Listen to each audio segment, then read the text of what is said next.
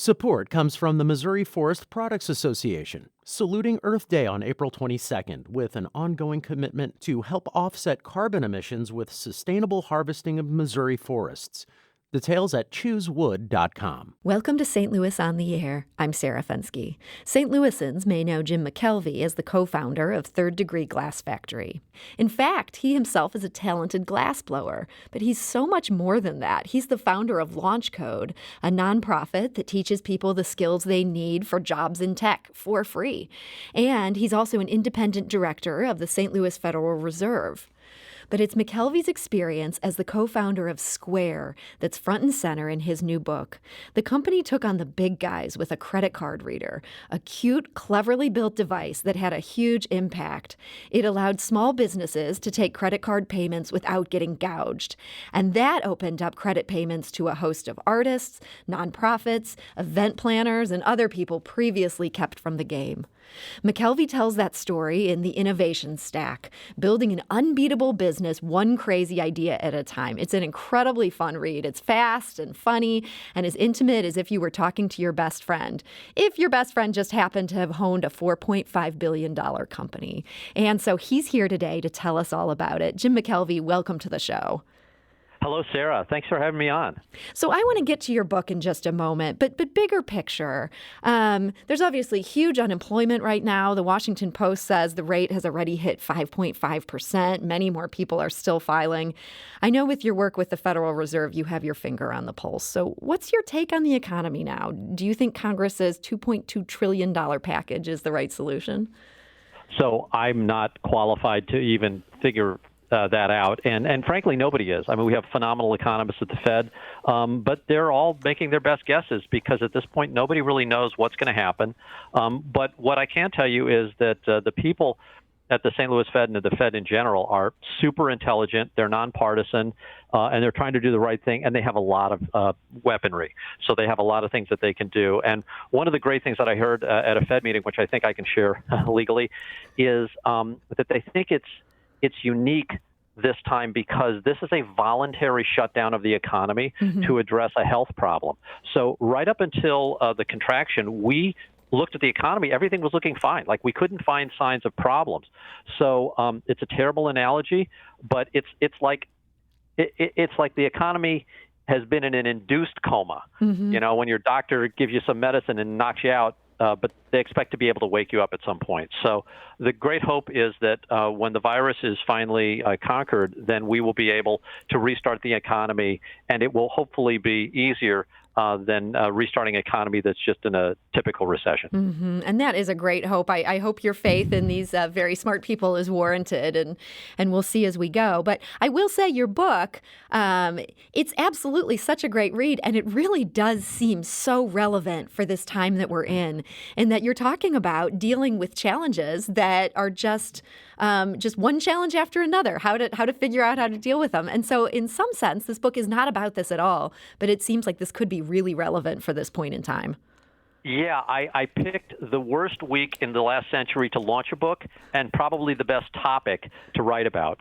Look, I talk about worlds of uncertainty and specifically entrepreneurship and what it's like to do something that's never been done before.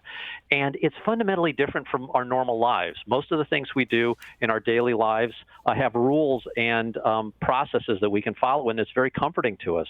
And when those processes get changed or the rules go away or just there's chaos, you end up in this world that's like the entrepreneur where there is no certainty, and your behavior needs to change. And so what I did in the book was I cleaved off people who spend their lives in these chaotic environments and how they can come to thrive in those. And the key is something I call an innovation stack, which seems to be prevalent in most world-changing businesses at the beginning.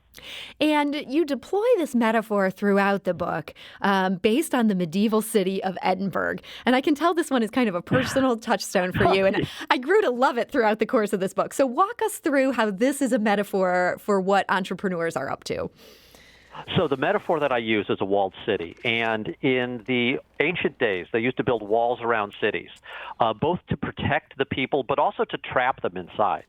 And if you lived in these cities, it was pretty terrible because they didn't have sewage, they didn't have plumbing. It was pretty disgusting, and I won't gross out your audience with some of the more graphic stuff that I talk about in the book. But it's public radio. We got these were sort of disease-ridden, horrible places. But the thing is, people stayed in the city, and to venture outside the wall was terrifying to most people. And in some cases, that was punishment. Like if you got in trouble, one of the punishments was banishment. Mm-hmm. And so I thought about these people who either left the city because they were banished, or maybe they voluntarily left, and what was like for them outside.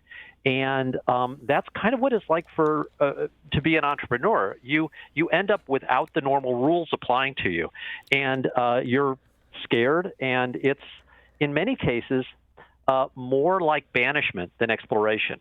So go ahead. One of the things that also sort of comes through in this book is just how much of your own life you've spent outside these walls, even though, you kind of had this nice upbringing in St. Louis. But it sounds like you were always kind of the wild man who wanted to be outside the walls. You even wrote a textbook on your own back when you were a freshman in college and didn't even know the subject area you were writing about. Why did you ever feel the need to do that? So first of all, let's dispel a myth. I am not some bold person who ventures out. I'm a guy who tends to get kicked out of stuff.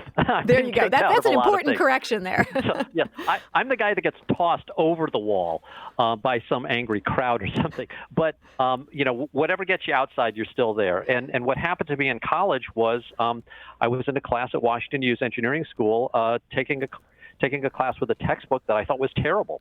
And I mouthed off, as I normally do, saying that this textbook was crap and that I thought I could write a better one as a freshman.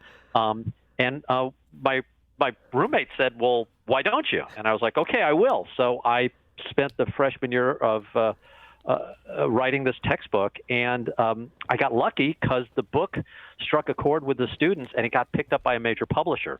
And then they asked me for a second book, so by the time I was a sophomore, I had, in many cases, more publications than some of my professors. It's such a crazy story. Like, it's almost unbelievable. If I saw this on a Netflix series, I would say, no way, this college freshman did not just write this best-selling textbook. Well, Sarah, what's really interesting is if you trace back the history of some of our greatest inventions, the people at the founding moment were not qualified to do what they did. The Wright brothers, they were not qualified to be the first people in the air. IKEA was founded by a 17-year-old kid. It's the biggest furniture company in the world right now. But, what does a 17-year-old kid know? The biggest bank in the world was started by a kid who dropped out of school at age 15 and became a produce vendor. I mean, think about the world of banking being totally upended by a guy who sold lettuce. Yeah, I mean, you make this really fantastic story. Yeah, you make this really convincing argument. I mean, it made me really root for entrepreneurs. I realized a lot of what I found annoying about entrepreneurs, those are in fact business people. And as you say, that's a completely different thing. So yes, the arrogance that comes with this sort of self-certainty is dramatically absent with entrepreneurship. Humility tends to dominate because let me tell you something. If you're living outside that wall, you are humble. I don't care if you're bold or banished. You're going to be humble because life makes you so. And humility is one of the great skills that I discuss. And as far as the book goes, look, I want to let everybody know, I didn't try to write a business book. Mm-hmm. This was a graphic novel. My first 5 drafts of this were all pen and ink. And you drew the pictures as well? No, well, I sketched them, but then I had a real pro, a guy named Trevor Goring, who wrote for DC and Marvel. He did the final drawings. But yeah, Trevor and I came up with a graphic novel, and I thought it was going to be great to read these stories as sort of a cartoon. But then one of my greatest stories, and a living legend who unfortunately just died, but Herb Kelleher, the founder of Southwest Airlines, who was one of my idols and who I took when I did all the research for the book and I wrote up all my stuff. I took it to Herb and I gave it to Herb and I said, Herb, am I right? Like, is this what happened to you? Does my theory hold water? And Herb loved it. And I was so excited that Herb Kelleher who was this legend, liked my writing and my research, that I decided that I would do it as a graphic novel because Herb to me was a superhero, and I thought he should be portrayed as a superhero. But when I sent him the draft, he didn't like it. He didn't like the superhero aspect? He said that the subject was too serious, and that he was in his late 80s, and he said, Jim, when I was a kid, comics were not serious, comics were jokes, and I think I'm uncomfortable being portrayed as a comic book character. And so out of respect for Herb Kelleher, I killed half the comics in the book, and then the other half my publisher killed when they reminded me that most people use e-readers or audiobooks these days, and that if you have sort of half book, half graphic novel, you're going to lose half your audience. So it's it is text, but if you read it, it kind of has that comic book feel. It definitely does. It's so engaging. There's no dumb bullet points in here or these things that we kind of associate with these terrible 101 classes we all sat through in college. So true story. One of the publishers that I brought the book to refused to read it because it had no bullet points. They said it was HarperCollins. I'll say their name because I thought they were jerks. HarperCollins, the editors at HarperCollins, refused to read the draft of the book because they were like, this can't be a business book. It's got no bullet points. Wow. And I was like, look, I'm talking about the unknown. How do I make bullet points about something that nobody knows yet? Are there 5? Are there 7? Are there 25? Like how the hell am I supposed to give some sort of trite formula? But they refused to read the book because I didn't have bullet lists in it. Wow. And, I think that's a serious error in judgment. This book is very readable. It doesn't need the bullet points. I would tell that to HarperCollins if they would ask for my opinion here. And I will say, I want to mention for our listeners, if they're intrigued by this idea of it being a comic book, if you go to your website, jimmckelvey.com, you can still get one chapter as a comic book. And you just have to prove that you've bought the book ahead of time. So that was the one chapter you just couldn't bear to get rid of? Yes. It's such a great chapter, and I wanted people to have it, but my publisher wouldn't publish it, so I just made it as a comic, and I'll give it to you for free. So go on the website, and you can either download it, or I'll actually mail you a physical comic book, old school, with even old school comic book ads for, Launch Code and Square. And I mean, it's kitschy, but look, you got to have some fun with this stuff because, Sarah, what entrepreneurs face is an uncertain environment. And uncertainty is really scary. So, what are your tools? Well, one of the great tools is humor. Mm-hmm. When failure happens, when stuff blows up in your face, hey, sometimes that's good material. And I'm not trying to make light of a bad situation. I'm terrified right now, and I've got a lot of employees who are scared. And look, I'm talking to you from my living room, and I've got a half-inch layer of Purell over my body right now. I think this is scary times. But humor is one of the things we shouldn't lose. So read the stories, have a good laugh. And, if I want to portray banking with pen and ink, I'll tell you the story of the world's best banker as a comic. But it's also a comic that's got all the classic comic book elements like an evil gang and murder and the destruction of a major city. And, there's a hero wearing a cape, which, people in the 1800s actually did. I mean, this is comic book stuff.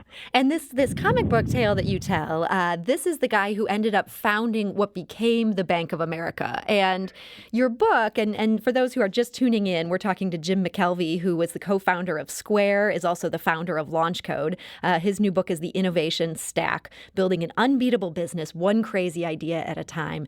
And in addition to telling the story of Square, which is just a great story, you went back in time to find some role models. And part of your reason for that is you said you just didn't see any that were that recent or were that were not necessarily in the same field. And so this Bank of America guy is one, the Southwest Airlines CEO is one. You even make a reference to Columbus here as he's sort of one of the original entrepreneurs. Yes. So what Columbus did was effectively sail in a direction from which no previous voyagers had returned. So if you go due west forever, you die. And that was Columbus's pitch. And the reason, actually, I was lucky. And Columbus was actually a central insight because I was in a palace in Spain where the family had funded Columbus, and he had given them these reports from his voyage. So I had the letters of Columbus, literally the letters of Christopher Columbus, in front of me. And I was looking through these, thinking about what it must have been like for this guy. And I always feel sorry for myself when I get into some business and I don't know what I'm doing, and I feel lonely. And I thought, wait a second. Like, I don't have any problems. This guy had real problems. Like, my employees are worried about telecommuting. Like, his employees were trying to kill him. So Columbus was this sort of role model for me of somebody who did something that had never been done before. And that's what led me to this view of history, because history is full of examples of this thing that we stumbled upon at Square. And it allowed Square to thrive and survive an attack by Amazon.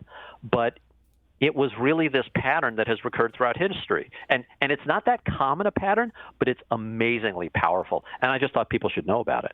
So tell us about this pattern as it relates to Square. I understand this is something that could take many chapters, but just to give people a sense of what you mean by that innovation stack, how did that work out in this company you co-founded with Jack Dorsey? Yeah, so innovation is a mess.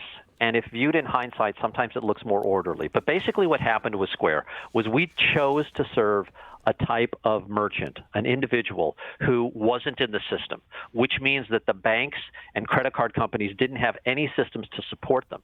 So the second we tried to connect people like me to the credit card system, we found that there were no on-ramps. So we had to start building our own on-ramps. And a lot of these on-ramps violated laws and rules that were in the existing system. And on the first week of Square, by the end of the first week, I had found 17 laws, rules, and regulations that we were violating with every single transaction. And I feel like most people would have just given up at that point. Like, the law says we can't do this. There are 17 laws that say we can't do this. Yes. So, Jack and I have a little contrarian view. We first of all, we started in the middle of a recession, which is something you're kind of not supposed to do, but we thought, well, this is a great time. And we were convinced that what we were doing had some value. And I knew personally that I wanted it. And I thought, well, maybe other people want it too. So we just kept working on it. And it turns out that, we figured that about 80% of those laws we could eventually become compliant with. But about 20% of them we had to have changed because they specifically forbade what Square was trying to do. And so it was sort of risky to, invest all this time and people's effort into doing something that ultimately we needed another company to give us permission to do. Mm-hmm. And so you talked these other companies into signing on for what you were doing, and you had all these ways that you kind of worked around the things you had to work around. One of the things I thought was fascinating is you didn't just set out to build a functional card reader. You wanted one that was cute. And it makes sense now as you look at these little Square readers. They are adorable. But why was that something that was important to this innovation stack?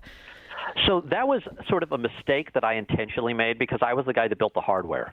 And I was the guy that came up with the really, really small Square reader. And it doesn't work that well. I'll tell you, because if you remember a credit card swiping through a Square reader, it tends to wobble and screw up the read. Mm-hmm. So the way you quell the wobble is you make the reader longer. You make a wider base, and then it doesn't wobble and the reads are perfect. But when I made them with the wider bases, people weren't that impressed with it because it kind of looked like every other credit card reader. So I decided to go as small as I could possibly go. And the response from people was amazing. People were blown away. Like, it just started conversations. People were showing off. And the fact that it was a little bit difficult to use was actually in our favor because people had to practice swiping credit cards. And, 5 or 6 tries, and they eventually got it. And after 3 or 4 days, they were perfect. So it didn't really hurt them. But, it's sort of like driving a stick shift. Like, if you ever meet somebody who just learned to drive a stick shift, like, all they want to do is drive a stick shift. They're so proud. Look, I can get it into first gear and start up a hill. And it's this thing when humans love having a little bit of a challenge that they then master. And by making that Square card reader a little bit difficult to use, I gave them a chance to show off. And then I also gave them this beautiful little object that they were proud of. It was this little keepsake. It was a trinket. And what we found was that people were, using our credit card hardware as like a form of jewelry. it was really weird, but I think ultimately really positive. And that credit card reader, it's now in the Museum of Modern Art. Did you ever think when you set out to start a credit card payment processing company, that's what would get you into an art museum? You know, the cruel irony is that I have been making glass for 30 years, and what gets me into MoMA is the credit card reader that I designed for Square. Yeah. Yeah, I mean, look, it was part of a show that they were doing on industrial design, and the Square reader has some significance in industrial design. So we got in for that, and I wasn't part of the I wasn't part of the jurying. I don't even know. I mean, I didn't even apply. I mean, they just found us. But it was very humbling to be there because there's some phenomenal designs there, and I think the Square reader, just makes a really positive statement about small business and the fact how scrappy, individuals can be. It's it's just such a great story. I really do want to encourage all of our listeners to read this one. And just one last question I wanted to ask before we go, and that is, you mentioned that you started in the middle of a recession, which is generally thought not to be a great time to launch a business, and yet for you guys it was. And you think in this situation that we're in now, as much as it's terrible and it's so hard for so many people, that this presents some unique opportunities for people who are truly entrepreneurs, willing to be outside that wall. Yeah, I mean, it absolutely does. But look, I want to preface this by saying I'm not saying this is great or that I would wish this situation on anybody. Sure. I dearly wish this didn't happen. So I'm as scared as everybody else. Okay, hunkered down in my house, covered in disinfectant. These are scary times. That said, what we are going into is an environment of uncertainty and chaos. And entrepreneurs and people who have the skills that I discuss in the book have a relative advantage in that ecosystem. It's not that they're better off. It's they're better off compared to everybody else. So if you're somebody who has to have rules and has to have known outcomes and has to know what the next day is going to bring, today is going to be even more distressing than if you're somebody who is more of an entrepreneur and understands how the entrepreneurial mindset works and what success looks like. Because success for entrepreneurs doesn't look like success for other people. It's this weird thing. And believe me, Sarah, look, I was trained as an engineer. I went through college. I did all the stuff I was supposed to do. And I'm used to being qualified to do the things that I do. Mm-hmm. But sometimes you can't be qualified. And then the world changes. And then you feel really weird. And I always felt really weird, and I felt strange, and I felt like this oddball. And when I realized that, well, look, I was still going to feel like an oddball no matter what. but that there were other oddballs throughout history, and that this was an appropriate set of feelings for the situation that I happened to be in, it made me feel a little better. And I wrote the book to, hopefully be comforting and maybe even inspiring to somebody who looks at a strange situation, feels unqualified, and says, well, wait a second, how could anybody be qualified? Like, who's the expert right now? And I listen to these Fed conversations.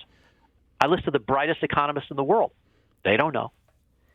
I read all the papers. They don't know. I talk to my friends who are in, epidemiologists and in the healthcare industry. They don't know. Mm-hmm. So, nobody's an expert right now. So if you have these skills of the entrepreneur, you're relatively better off. And this is not the worst time. There will be fortunes made and great things that arise out of this, even though I wouldn't wish this plague for anything. Yeah. Well, that's it'll be interesting to see who are the entrepreneurs who emerge from this moment, and maybe they'll even be inspired by this book. So, Jim McKelvey, thank you so much for joining us today. Thank you so much. I love your program. And thank you, Jim. And Jim is the co-founder of Square. He's the co-founder of Third Degree Glass Factory, the founder of Launch Code, and his new book is The Innovation Stack, Building an Unbeatable Business, One Crazy Idea at a Time. And you can even get that comic book chapter if you go to jimmckelvey.com. This is St. Louis on the Air on St. Louis Public Radio, 90.7 KWMU.